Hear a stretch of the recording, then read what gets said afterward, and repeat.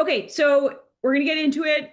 I've kind of broken this into 4 categories. So today we're going to talk about like what schools are we actually talking about when we talk about high academic D3? What is the landscape right now at those schools and kind of just like the major things that you need to be thinking about. Next, we'll talk about how to prepare. So what you actually need to do to get recruited, and then or how to kind of like prepare yourself best to get recruited. And then 3, how to connect, how to actually email, how to be on the phone, how to do visits, all of that. And then we're going to have our last section is going to be pre-reads and early decision, which is a really big part of the D3 recruiting timeline.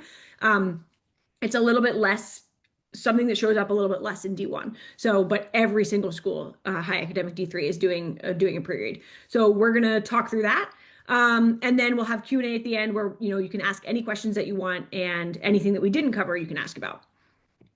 All right. So what is high academic D3? So first, let's kind of define what we're even talking about. So number 1, they have field hockey, right? Number 2, I put acceptance rates are ranging from like 1 to 39%. So this could be like super, super competitive with an acceptance rate of like 4%, like MIT, or ranging to 39%. There are other schools that fall outside of that requirement that a lot of the information that I'm sharing is still going to be like pertinent to. But just for the I'm gonna show you the schools on the next slide, and that's kind of the range I'm looking at is 1% to 39%. These are typically small liberal arts schools. Okay, a few of them are a little bit bigger, maybe have a size of like 6 to 8,000, but most of these schools are going to be around like 1,500 to 2,500, maybe 3,000 students. Okay, so they're pretty small, and they have strong field hockey. So a lot of the high academic D3 has some of the best field hockey in Division 3. And I just want to remind us that Division 3 is one of them. I'm going to go ahead and just say it's the most competitive division, and not necessarily in terms of like level for level, but there's 165 schools. So to be at the top of Division 3 is a major, major accomplishment. Division 2 has 40 schools. Division 3 has 81 schools. Okay, so Division 3 has almost double Division 1. Okay, so moving to what are we talking about, right? So we're talking about NESCAC schools. So these schools here: Middlebury, Tufts, Williams, Amherst, Bowdoin, Hamilton, Bates, Wesleyan, Colby, Conn, and Trinity. We're talking about centennial schools. And again, these are only centennial schools with acceptance rates below 39%. So we have Hopkins, Bryn Mawr, Haverford, Swarthmore, Dickinson, Franklin, and Marshall. We're talking about NUMAC, MIT, Smith, Babson, Mount Holyoke, Wellesley. Liberty League. Okay, so that's Rochester, Skidmore, Vassar. NCAC, that's North Coast Atlantic Conference, Oberlin, Kenyon, and Denison. North Coast Atlantic Conference is mostly Ohio. And then the ODAC, which is Old Dominion Athletic Conference, and we're looking at Washington and Lee. Okay, and I just want to do a quick shout out that I think I have 29 programs on there, and 22 of them have done lineup.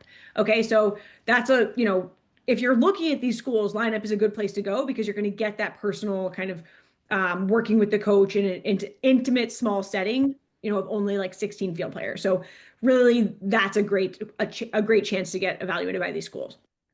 Okay, benefits of D3. So balance of academics and athletics, right? That's really number 1. Okay, that where you're getting, one thing is not kind of academics come first and then like followed by hockey, right? So you have a good balance.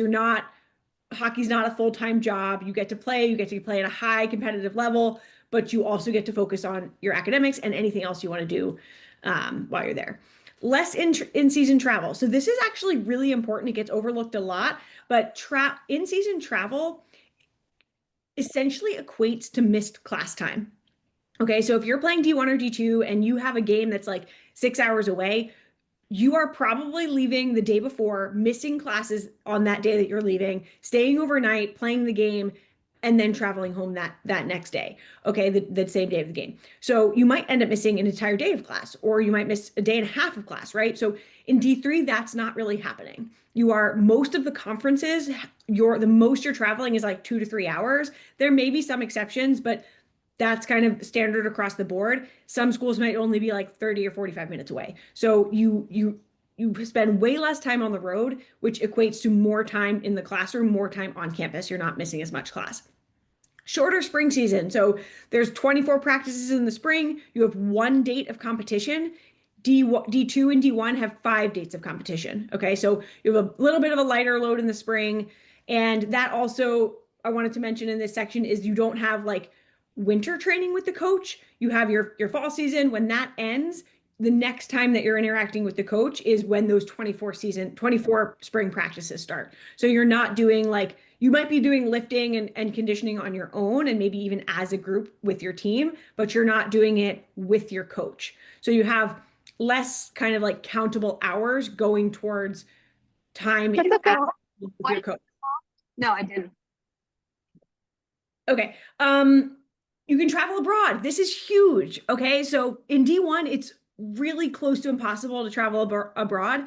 In D3, it's encouraged, it's sort of standard, right? So you could travel abroad in the spring, go, wherever you want. You can probably play hockey there, and that's a major plus. You can also play multiple sports. Way easier to play multiple sports at D3 than any other division, and a lot of athletes do it. And then just generally more time to be involved with clubs and organizations on campus. So maybe you want to do something else. Maybe you're like really into journalism or you're really into some, another like a club sport. Like you have time to do those things, be like more than you would at kind of an intense D1 level. Okay, next is our landscape. So I want to How does multiple sports work with spring practices? Yeah, so I actually played 2 sports at Smith. I played field hockey and lacrosse. Um, so when I was in season, I prioritized that sport. So in the fall, I prioritized field hockey. I didn't really do like what they call fall ball, but if I had time to do it, like if we had like a day off from hockey, or if we had a little bit of a break, or if hockey ended and fall ball was still happening. I mean, like say hockey ends in early November if you don't make it to the tournament, and then fall ball is happening in like the rest of November, I might go and play then. But basically you just prioritize whichever season you're in.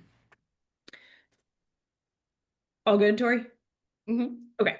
All right, recruiting landscape. So I want to kind of dispel the myth that D3 is like a backup or is like easy to do. It is very competitive. On average, there's about 5 to 6 players getting recruited per year. It is, again, the top D3 schools, like that's what we're really talking about, not just academically, but also athletically.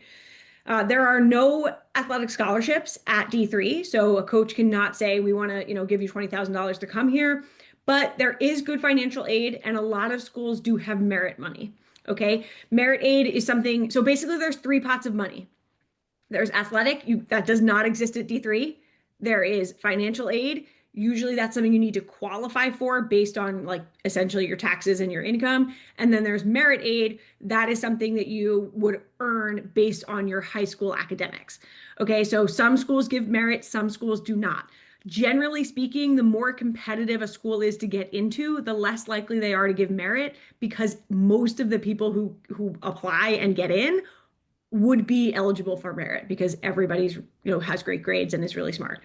So it can be a little bit tough, but there are also scholarships that you can find outside of the schools. Maybe like a scholarship that's kind of offered by your state or by your city, or a national scholarship. So look for those as well. What you do get is strong support in admissions. So if a coach offers you a spot, that means they are supporting your application. They're saying, we want you here. We're going to talk to admissions. We're going to support your application with them. And then big emphasis on academics and character. Obviously they're looking for the best hockey players that they can, but they're also looking beyond that, like really looking at your academics and really looking at what you're going to add to the team. Are you going to fit as a personality, and are you going to be someone that they are excited to coach for 4 years?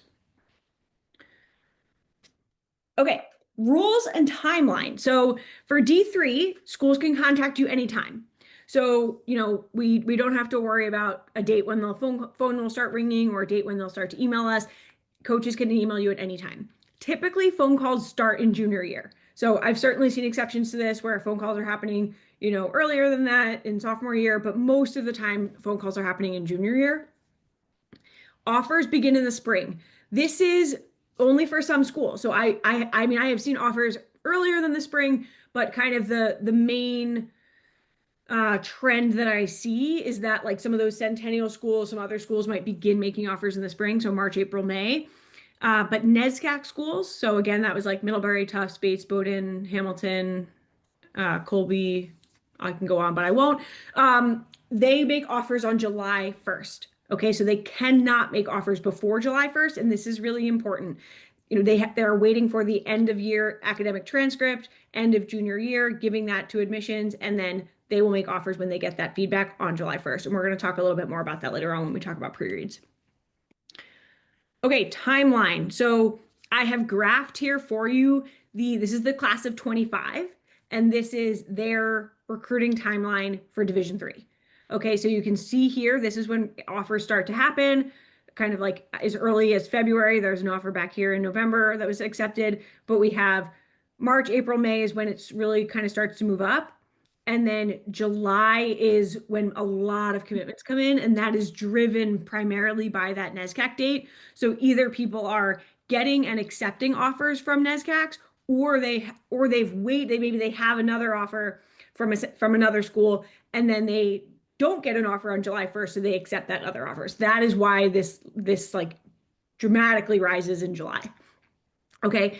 Generally speaking, from what I've seen, these October, September, this here is usually not high academic. So there's going to be exceptions there, but our high academic timeline is going to really go from March to July. Okay. NUMAC can make offers before NESCACs. Yes. NUMAC can technically make offers before NESCAC. So for NESCAC, it's actually a conference rule. The conference has said no school within this conference can make an offer before July 1st. Okay, so that is where that comes from. Individual schools and individual admissions departments have their own kind of like guidelines. I wouldn't call them rules, but a coach might say, our school isn't comfortable making you an offer until you've completed the pre-read. And usually you can't complete the pre-read without your junior year transcript. So if you're hearing from a coach that they're not able to make an offer yet, and they're not NESCAC, it's probably that. It's probably they want to see your end of junior year transcript, and then they'll be able to get that feedback from admissions and make a decision. It's not a rule, it's a guideline. And they have to follow that guideline, which makes it a rule for them. But it's not a conference rule the way it is in NESCAC. More questions, Tori? There's a bunch. They're not specifically on subject. So we'll wait to the Q&A, but although there is one about MIT, do they have a different timeline? MIT does have a slightly different timeline and a different process. So can you remind me to talk about MIT when we get to pre-reads? Because I think that's the best place where it fits in. Mm-hmm. Okay, so next slide just shows us the same information, but I've added in D1 and D2. So you can just kind of see this is when D1's happening, mostly in September, and then D2 sort of kind of plugging along down here. And then we already know about D3. So just to kind of give you a sense, and really like it's not necessarily clear from all these dates, but what this shows is junior year. This is essentially junior year. Okay, so it's June right before junior year, to end of June to June end of junior year, July right after you finish junior year, and then the fall of junior year. Okay, so the fall of senior year, excuse me. So from June to June, we have junior year, July, and then fall of senior year. Okay. This is for field players and goalies. Do you notice a difference with goalies? So sometimes goalies will get offers earlier because a coach, like they only have the one spot and they want to get the best person they can. But that does not apply to NESCAC. NESCAC, no matter what position you are, they won't make offers until July 1st. Other schools, I have seen them making offers a little bit earlier to goalies, but this timeline that we're looking at includes goalies. So it's not like goalies are over here, right? Goalies may be in this early section, and then they're also in the NESCAC section, which is July. Good to move on. Yeah. So you guys are asking amazing questions in the chat. We'll save those for the Q&A or, when it specifically comes up. Okay.